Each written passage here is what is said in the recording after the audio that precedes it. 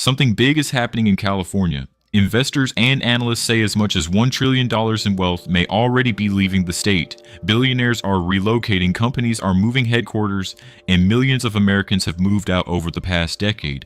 But the real question isn't just why this is happening, it's what happens next to one of the largest economies in the world. One reason is a controversial proposal that could place major new taxes on billionaires, potentially costing some of them billions of dollars. As the deadline approached, a wave of relocations reportedly began. Larry Page reportedly bought a $173 million waterfront property in Florida while shutting down dozens of California LLCs. Sergey Brin is said to have moved multiple business entities to Nevada, and Peter Thiel registered as a voter in Miami. Other well-known investors also relocated. About 200 billionaires and about $100 billion in revenue. In October, venture capitalist David Sachs moved to Austin, and investor Chamath Palihapitiya claimed that as much as $1 trillion in wealth may have already left California, but the bigger story goes beyond a few billionaires. For more than a decade, California has been steadily losing residents, businesses, and taxable income. Since 2010, roughly 3 million more Americans have moved out of the state than moved in. And between 2020 and 2022 alone, about $102 billion in taxable income shifted to other states. provided a notable descent. We chose to live in Silicon Valley, and whatever taxes, I guess, they would like to apply, so be it. And, I'm perfectly fine with it. It never crossed my mind once. Between 2011 and 2021, about 789 corporate headquarters moved out of the state. At the same time, migration data from U-Haul ranked California last on its growth index for 6 consecutive years, reflecting steady outbound moves. This is happening even though California still has an enormous economy, about $4.1 trillion, larger than many entire countries. But analysts say the real question isn't just why companies are leaving, it's what this means long-term. According to reports from Bloomberg, firms managing nearly $1 trillion in assets have moved their headquarters away from California and into New York, with many choosing states like Texas and Florida. In many cases, the move is mostly legal or administrative, changing where a company is officially headquartered. For example, hedge fund Elliott Management, which oversees more than $59 billion in assets, relocated its headquarters to West Palm Beach. Investment giant Charles Schwab moved from San Francisco to Texas, and Fisher Investments expanded operations outside the Bay Area. But corporations aren't the only ones leaving. According to IRS migration data cited by the National Taxpayers Union Foundation, California lost about $102 billion in taxable income to other states between 2011 and 2021, and the trend accelerated in recent years. Around 2018 and 2019, the annual income loss was roughly $8.8 billion. By 2020, it jumped to about $29 billion. By 2022, California had lost more than 143,000 tax filing households, representing $23.8 billion in income, including many households earning over $200,000 per year. Before the pandemic, most of the people moving out were lower income households, but since 2020, more middle income and high income residents have started relocating as well. As a result, California began losing a larger share of tax revenue tied to those households. Before the pandemic, migration reduced state income tax revenue by about 0.5% of total collections. By 2022, that number had grown to roughly 1.6%, a noticeable increase. Then another development added even more pressure to the debate. In October 2025, the labor union SEIU United Healthcare Workers West introduced a proposed California ballot initiative.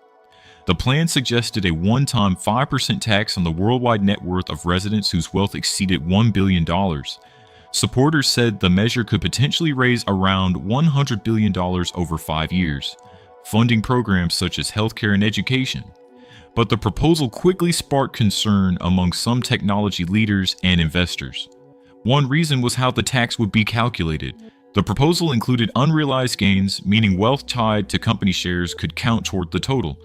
It also referenced global assets and certain trust structures, which made some billionaires worry about how much they could owe. Another detail raised even more attention. According to the proposal's timing rules, anyone still considered a California resident on January 1st, 2026 could potentially be subject to the tax, even if they moved afterward. Once that timeline became widely discussed, some wealthy residents reportedly rushed to change their residency before the deadline. Some investors say the potential impact could be enormous. Tech journalist Mike Solana said he spoke with 21 billionaires connected to companies employing about 50,000 people, with a combined valuation near $1.3 trillion. Entrepreneur David Freeberg estimated that as much as $2 to $2.5 trillion in assets could eventually relocate if the trend continues. Some business leaders have already criticized the proposal. For example, Andy Fang said it would be irresponsible not to at least consider relocating.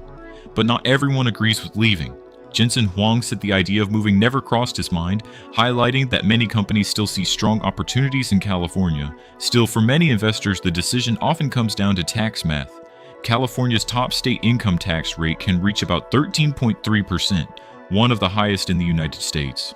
In contrast, several states, including Texas, Florida, Nevada, Wyoming, and Tennessee, currently have no state income tax. For high earners, that difference can be significant. Someone earning $1 million per year could potentially save around $120,000 annually by relocating to a no-income tax state. At $10 million in annual income, those savings could reach about $1.3 million per year. Business climate rankings also play a role in the debate. Reports from the Tax Foundation often place California near the bottom of state business tax climate rankings, while surveys from Chief Executive Magazine frequently rank Texas among the most business-friendly states. Analyst Jared Walsack from the Tax Foundation notes that this shift is happening while many other states are moving in the opposite direction. Over the past 3 years, about 29 states have reduced individual or corporate income taxes, while California has increased some tax levels. Several high-profile business leaders have already made the move. In 2020, Elon Musk relocated to Texas. A year later, Tesla officially moved its headquarters from California to Austin, and more operations connected to his companies later expanded in the state. Around the same period, investor Peter Thiel and other tech figures also raised concerns about taxes and business regulations before changing their residency. Corporate relocations have followed a similar trend. A study from the Hoover Institution reported that 352 companies moved their headquarters out of California between 2018 and 2021. Several major corporations were part of that shift. Oracle moved its headquarters to Texas, Hewlett-Packard Enterprise relocated operations to Houston, Charles Schwab moved to the Dallas-Fort Worth area, and Chevron shifted key leadership functions to Houston. Even Toyota established its North American headquarters in Plano, Texas, and the trend goes far beyond a few big names. An analysis by Spectrum Location Solutions estimated that about 13,000 companies left California between 2008 and 2016. Another survey found that around 40% of California employers have considered relocating, while only about 13% said they were fully satisfied staying in the state. Migration data shows a similar pattern. For 6 consecutive years, the U-Haul Growth Index ranked California 50th out of 50 states, reflecting significant outward migration. Texas frequently ranked near the top, and the California to Texas route became one of the largest migration flows in the country. Housing costs are also part of the discussion. By late 2025, California's median home price reached about $869,000, more than double the U.S. median of roughly $404,000. In some areas like San Diego, new homes have crossed $1 million, making home ownership increasingly difficult for many residents. At the same time, remote work has made relocation easier. During 2021 and 2022, the San Francisco Bay Area had one of the highest remote work rates in the country, allowing many professionals to move while keeping their jobs. Researchers from the Public Policy Institute of California say migration patterns also changed during the pandemic. More highly educated and higher income workers began relocating. With remote work becoming common, many professionals realized they could live almost anywhere, so some started choosing places with lower living costs. The price differences can be dramatic. A home worth about $1.2 million in parts of California could buy a much larger property in cities like Austin. In places like Nashville, median home prices are roughly 40% lower than California's levels. Business regulations are another factor often mentioned by entrepreneurs. Studies estimate California has hundreds of thousands of regulatory rules, and starting a business in some cities can require navigating multiple permits and oversight agencies. Quality of life concerns also appear in public reports. Although California represents about 12% of the U.S. population, the state accounts for roughly 28% of the nation's unhoused population. Major wildfire events in early 2025 also caused significant property damage and economic losses in several regions. Insurance costs have become another challenge. In some areas, home insurance premiums rose about 41% within 2 years, and State Farm stopped renewing more than 30,000 homeowner policies in California. Some homeowners reported losing coverage after decades, with the same insurer adding to concerns about housing affordability and risk. Another important factor is how California collects its tax revenue. A large share of the state's budget depends on a relatively small group of high earners. Roughly 175,000 households, the top 1%, contribute between 38% and 50% of all personal income tax revenue in a typical year. And that matters because personal income tax makes up nearly 70% of California's general fund budget. When high-income earnings rise or fall, the state's finances can shift dramatically. Capital gains make the situation even more volatile. During strong stock market periods, capital gains taxes can generate huge revenue spikes. But when markets slow down, that income can drop quickly. In recent years, California's budget outlook has changed sharply. After reporting a major surplus earlier in the decade, newer projections suggested potential deficits ranging from about $38 billion to $68 billion. Analysts from the California Legislative Analyst's Office estimated deficits could reach about $18 billion in 2026 to 2027 and possibly grow toward $35 billion per year by 2027 to 2028, totaling around $125 billion over several years.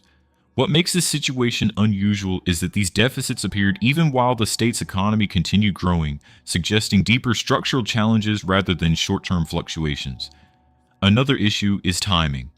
Some temporary tax surcharges on high earners, expected to generate more than $10 billion per year, are scheduled to expire in 2030, which could increase pressure on the state budget. Previous research from the Hoover Institution also suggested that after similar tax increases in 2012, some taxpayers adjusted their behavior in ways that reduced expected revenue. At the same time, California's legislature has held strong Democratic majorities for more than a decade. Under Proposition 13, certain tax increases require a 2/3 vote, a threshold the current legislative balance is capable of reaching.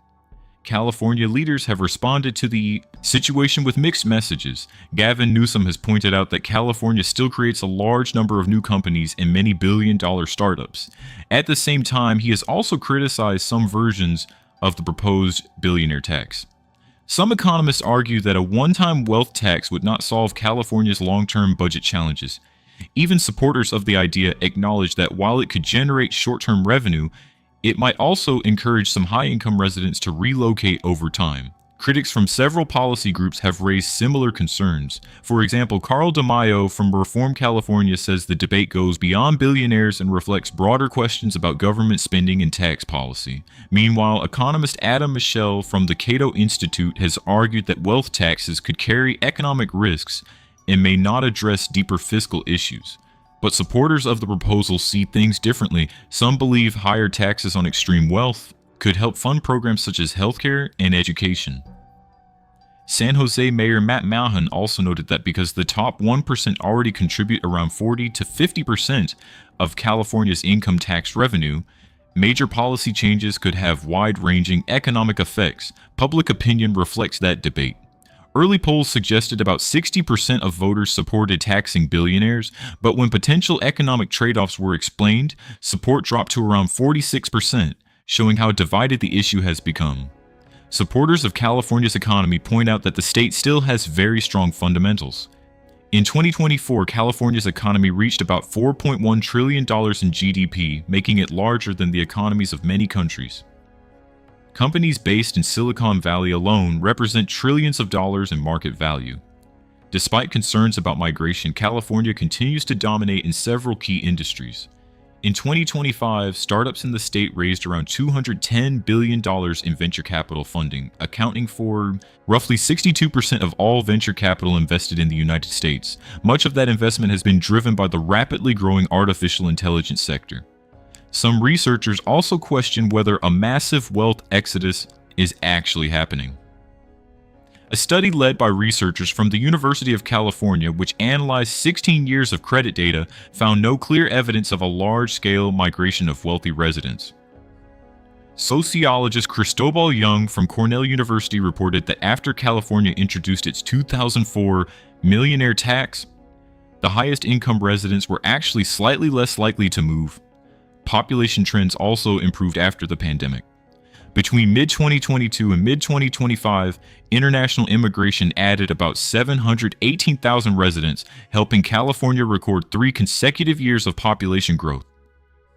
Some analysts say the trend may actually be accelerating. Newer data suggests migration patterns have intensified in recent years, especially as remote work and economic shifts give people more flexibility about where they live. Other states have faced similar debates about taxes and migration. In New York, the state's share of U.S. millionaires fell by about 31% between 2000 and 2020. Governor Kathy Hochul has previously warned that losing high-income residents could weaken long-term state revenues. A similar situation has been discussed in Connecticut, where a relatively small group of around 357 households contributes about 14% of the state's income tax revenue. When some financial leaders changed residency in recent years, analysts estimated the state lost tens of millions of dollars in annual tax revenue. History shows how major economic shifts can affect cities over time.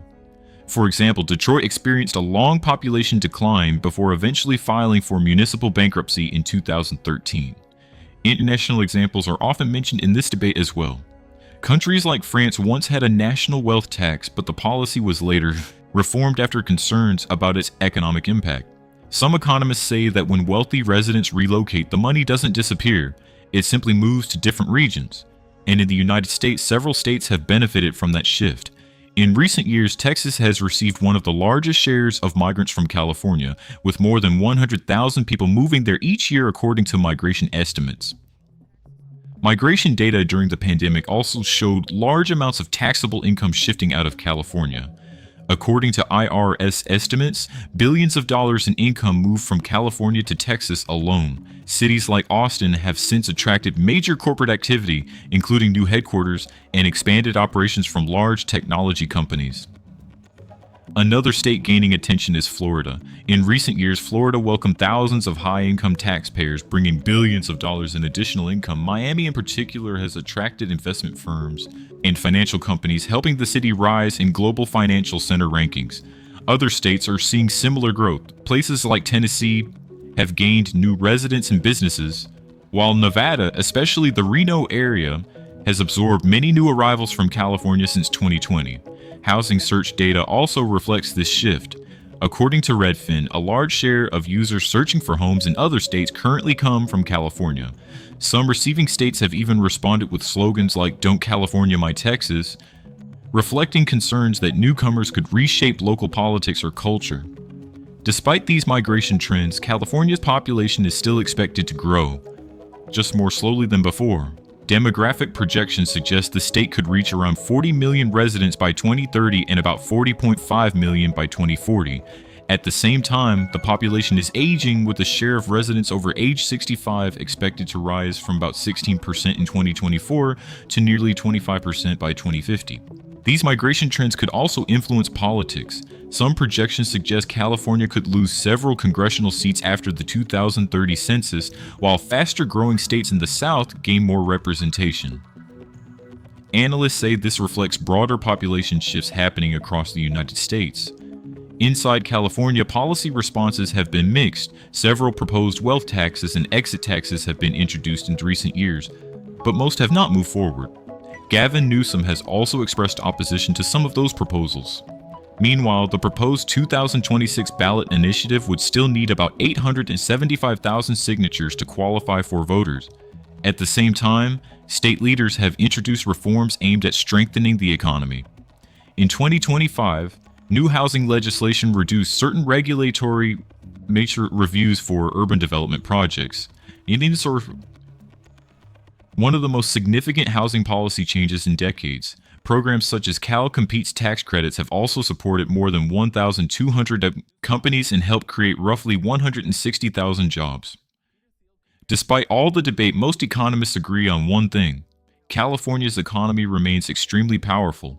The state continues to lead in venture capital investment, technology innovation, agriculture, and global trade. But there is also a long-term balancing challenge. A large share of public programs relies heavily on tax revenue from a relatively small group of high-income earners. And as remote work expands and mobility increases, those taxpayers now have more freedom than ever to choose where they live.